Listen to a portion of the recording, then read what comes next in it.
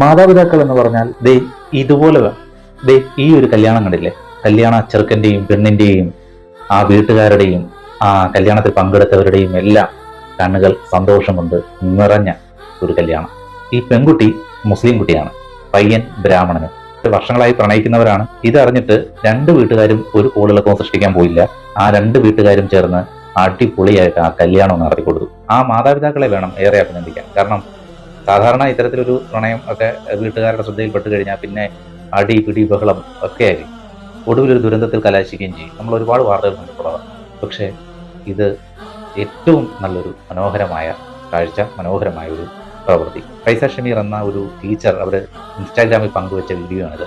ആ പെൺകുട്ടിയുടെ മാമിയാണ് ഈ ഫൈസ ഷമീർ എന്ന് പറയുന്നത്. ശരിക്കും വീഡിയോ കണ്ടപ്പോൾ നമ്മുടെ കണ്ണുകളും കൂടെ എന്താ പറഞ്ഞത്, സന്തോഷം കൊണ്ട് നിറഞ്ഞു. ഈ സ്നേഹിക്കുന്ന മനസ്സുകളെ എന്തിനാ നമ്മളായിട്ട് അകറ്റുന്നത്? അവരെ അങ്ങ് ഒന്നാക്കുന്നേ.